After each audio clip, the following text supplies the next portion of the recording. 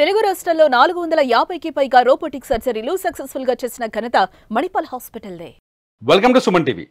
సంధ్యా theatre తొక్కిసలాట వివాదంలో police permission ఇచ్చారా ఇవ్వలేదా, ఈ అంశం ఇప్పుడు రాజకీయంగా కావచ్చు లేకపోతే సోషల్ మీడియాలో కావచ్చు భారీ చర్చకు దారితీస్తుంది. ఈ అంశంపై మనతో మాట్లాడడానికి స్టూడియోలో ఉన్నారు retired police officer, senior police అధికారి రెడ్డన్న గారు. నమస్కారం రెడ్డన్న గారు. నమస్కారం అండి. రెడ్డన్న గారు, మీకు విషయం తెలుసు క్లియర్గా సబ్జెక్ట్ అంతా. సంధ్యా థియేటర్ డిసెంబర్ 4వ తేదీన పోలీసులు అల్లు అర్జున్ సినిమా చూడడానికి అనుమతి ఇచ్చారా ఇవ్వలేదా? ఒకటి పర్మిషన్ ఇచ్చి ఉంటే ఆ థియేటర్ యాజమాన్యం దగ్గర you are granted permission on these conditions. ఏ పర్మిషన్ ఇచ్చినా మీరు ఏదన్నా తీసుకోండి, పర్మిషన్ ఇచ్చినా పోలీసు వారు కొన్ని కండిషన్స్ పెడతారు. ఓకే, అది యాజమాన్యం దగ్గర ఉండాలి. అది ఉందా? పర్మిషన్ ఇచ్చినట్టు వాళ్ళ దగ్గర యాజమాన్యం దగ్గర పర్మిషన్ అప్లై చేసిన లెటర్ ఉంది. అప్లై చేసినంత మాత్రం కాదు కదా, you have to obtain a letter from him.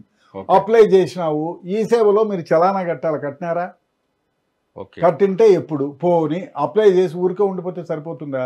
That means they are denied అని కదా. అప్లై చేసినాము అంటే కాదు. ఓకే, ఇప్పుడు పెళ్లికి కార్డు ఇస్తాము, వచ్చినట్ట రానట్ట. పెళ్లి కార్డులు అందరూ పంచి ఎవరో అమ్మాయి ఐఫ్సర్ రాయి నేను పెళ్లి చేసుకుంటానని 10 మందికి కార్డులు పంచితే పెళ్లి అయిపోయినట్టు కాదు కదా. ఓకే, మీకు పర్మిషన్కి అప్లై చేస్తే వాళ్ళు అడుగుతారు.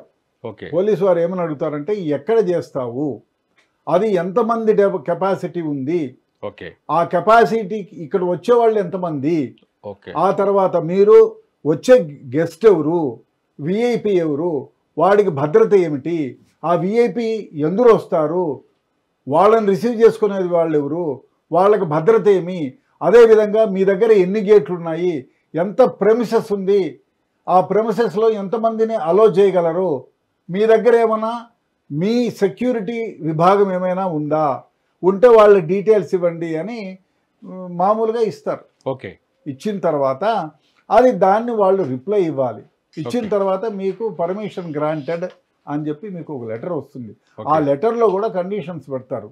ఫలానా గంటల నుంచి ఫలానా గంటల వరకే మీరు ప్రదర్శించాలనో లేకపోతే ఇదనో, అన్వాంటెడ్ వ్యవహారాలు జరిగితే what are the things you have to take అనో ఇవన్నీ రాసిస్తారు ఎనీ పర్మిషన్కి. ఓకే, సో అవన్నీ ఉంటేనే పర్మిషన్ గ్రాంట్ చేసిన. సో మన పర్మిషన్ ఇవ్వలేదని క్లియర్గా మనం భావించవచ్చు. అంతే కదా సార్. ఒకవేళ అల్లు అర్జున్కి పర్మిషన్ ఇవ్వలేదు, పోలీసులు చెప్పారు మేము సెక్యూరిటీ ఇవ్వలేమని, అందుకోసం పర్మిషన్ డినైడ్ అని రాసి ఉంటారు.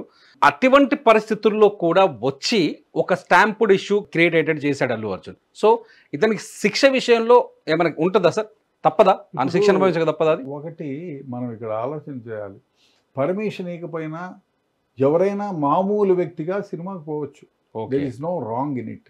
ఆయన బురకా వేసుకోనో లేకపోతే మామూలు కారులో వచ్చి మామూలు ప్రేక్షకుల్లాగా లోపలికి వెళ్ళి సినిమా వీక్షించి వెళ్ళిపోయి ఉండొచ్చు. ఓకే, అందులో అబ్జెక్షన్ చేయడానికి ఏమీ లేదు. కానీ ప్రొసెషన్ లాగా వచ్చినారు అని అంటున్నారు. వచ్చాడు మన వీడియోస్ ఉన్నాయి, మనం కూడా కన్ఫర్మ్ చేయొచ్చు. లాగా రావడం అది డెఫినెట్గా. అంటే తను వచ్చే ముందు ఏం జరిగిందంటే నేను ఎక్స్ప్లెయిన్ చేస్తాను మీకు. ఎంటర్ అయ్యేటప్పుడు ఆర్టీసీ క్రాస్ రోడ్లోకి ఎంటర్ అయ్యేటప్పుడు చేతులు ఊపుకుంటూ వచ్చాడు. తన కారు బ్యాక్ డోర్ నుంచి పైకి వచ్చేసి చేతులు ఊపుతూ అభివాదం చేస్తూ వచ్చాడు. ఒక్కసారిగా అప్పటికి అన్ని ఆర్టీసీ క్రాస్ రోడ్లో 11 థియేటర్ల వరకు ఉంటాయి. ఈ 11 థియేటర్లలో ఉన్న ఫ్యాన్స్ అంతా ఒకసారిగా అక్కడికి వచ్చేసారు.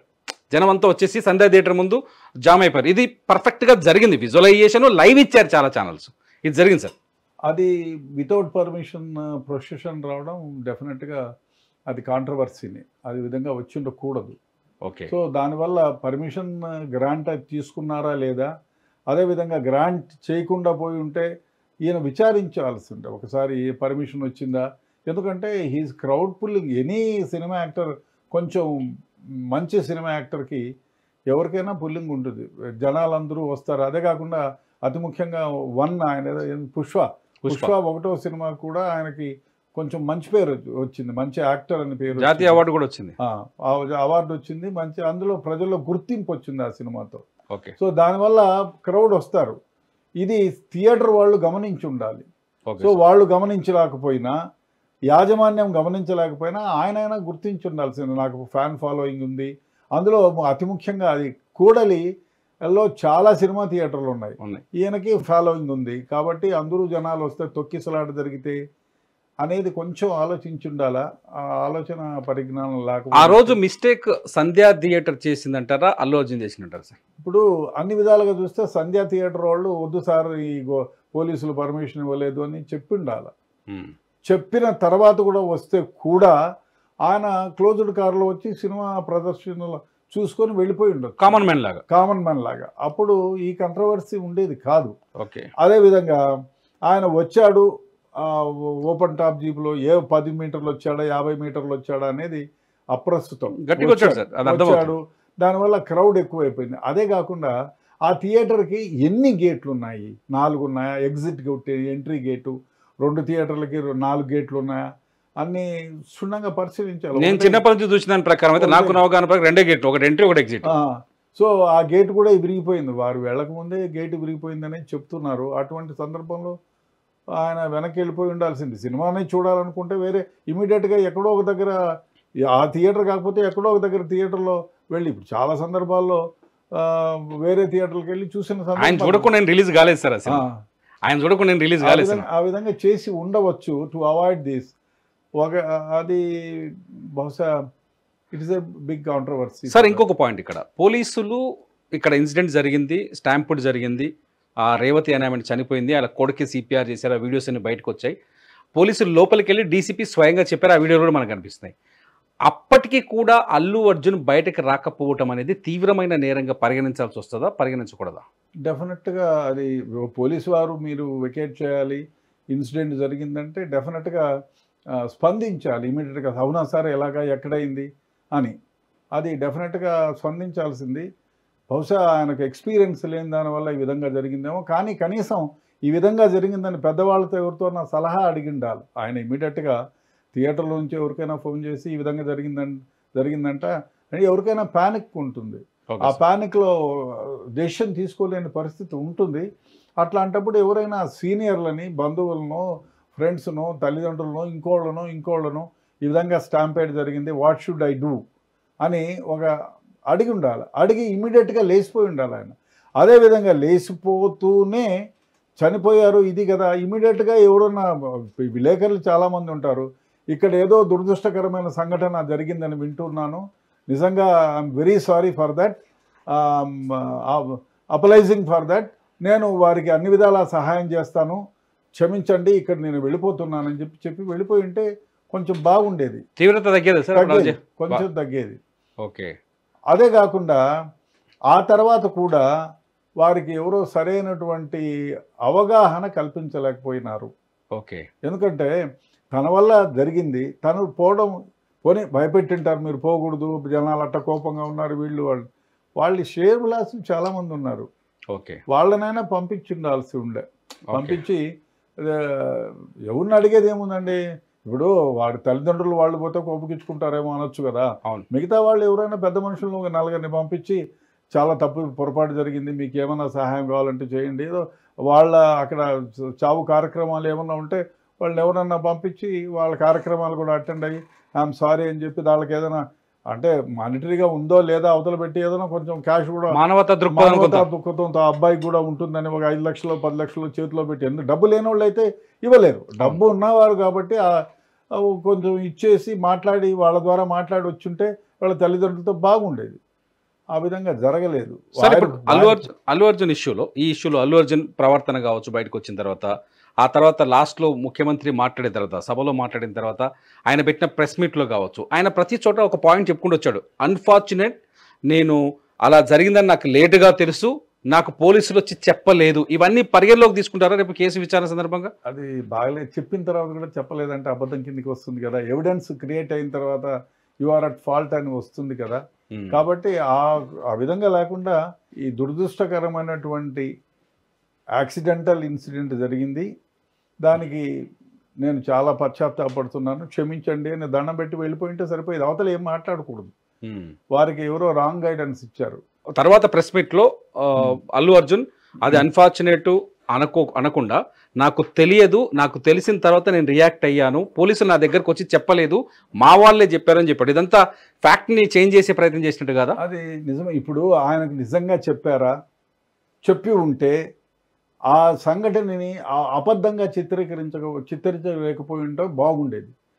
దానివల్ల ఏమవుతుందంటే రేపు పోలీసు వాళ్ళు కూడా వాళ్ళకి ఇప్పుడు సెల్ ఫోను ఇప్పుడు మనం గమనించాల్సింది ఒకటి, సెలబ్రిటీ పక్కన పెడితే కొంచెం గుర్తింపు ఉన్న ప్రతి వ్యక్తి బయటికి వెళితే 1000 కళ్ళు నిన్ను గమనిస్తున్నాయి అనేది మీరు ఎప్పుడు గుర్తుపెట్టుకోవాలి. అదే కొంచెం లైమ్ లైట్లో ఉన్న వాళ్ళైతే 1,00,000 కళ్ళు.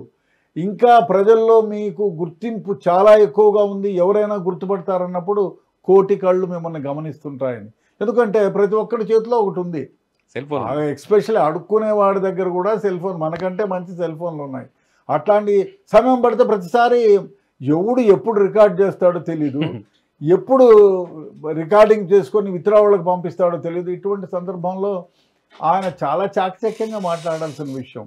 అది పూర్తిగా డినై చేయడం తప్పు. ఎందుకంటే అది నిజం కాకపోతే డినై చేయొచ్చు, ఆ నిజమైన తర్వాత డినైల్ చేయడం నిజంగానే అది మంచి పద్ధతి కాదు. ఎందుకంటే మళ్ళీ ప్రతి ఒక్కటి కూడా డినై చేస్తే ఈయన అబద్ధం చెప్తున్నాడు అనేది తెలిసిపోతే బాగుండదు కదా. ఆ విధంగా కాకుండా వారు మాట్లాడడం బహుశా వారికి ఎక్స్పీరియన్స్ లేని దానివల్లే, ఎవరో రాంగ్గా ట్యూటర్ చేసిన దానివల్లే, ప్రభుత్వానికి కౌంటర్ ఇవ్వాలి అనేటువంటి తొందరపాటులో దుందుడు చర్యగా అనిపించింది. ఆ విధంగా మాట్లాడుకుని నిజంగానే జరిగిపోయింది. ఇప్పుడు మన ఇంట్లో ఒక ఫ్యామిలీ మెంబర్ చనిపోతే, మన అక్కో చెల్లో తమ్ముడో ఎవరో చనిపోతే మనకి ఎంత బాధ ఉంటుంది. దాన్ని గుర్తించింది అలా.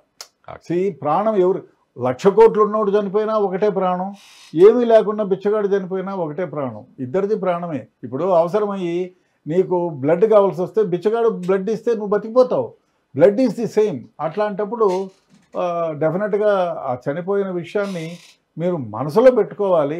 మాట్లాడేటప్పుడు చాలా జాగ్రత్తగా మాట్లాడండి. సింపుల్గా మాట్లాడిండొచ్చు వారు. ఈ ప్రభుత్వానికి కొంచెం అంటే ఆయన పేరు ఎత్తకపోయినా ఆ వర్డ్స్లో అది ఉంది కాబట్టి ఆ విధంగా లేకుండా చాలా దురదృష్టకరం. నేను పొరపాటే జరిగింది, సింపుల్, ఏమి తప్పేముందండి. పొరపాటు అంటే ఏమైంది, ఏమో మర్డర్ చేసినట్టు కాదు కదా, జరిగింది, పొరపాటే జరిగింది.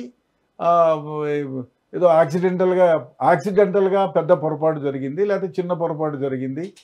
సో దీన్ని సరిదిద్దుకుంటాను, వారికి ఏమైనా కావాలో అన్నీ కూడా నేను చూసుకుంటాను. క్షమించండి, అందరూ నన్ను సహకరించండి. ప్రభుత్వం వారు కూడా సహకరిస్తున్నారు, పోలీసులు సహకరిస్తున్నారు, అందరూ నాకు సహకరించండి. థ్యాంక్ యూ వెరీ మచ్ అని లేచి వెళ్ళిపోయింటే పోయేది. ఇది మొత్తానికి పోలీసులు పర్మిషన్ ఇవ్వలేదనే విషయం చాలా స్పష్టంగా అర్థమవుతుంది. సోషల్ మీడియాలో ఏదైతే లెటర్ తిరుగుతుందో అది కేవలం పోలీస్ పర్మిషన్కి అప్లై చేసిన లెటర్ మాత్రమే. పోలీసులు దానికి అనుమతి ఇస్తూ ఎటువంటి లేఖను విడుదల చేయదని అర్థమవుతుంది. Thank you sir, thank you so much sir.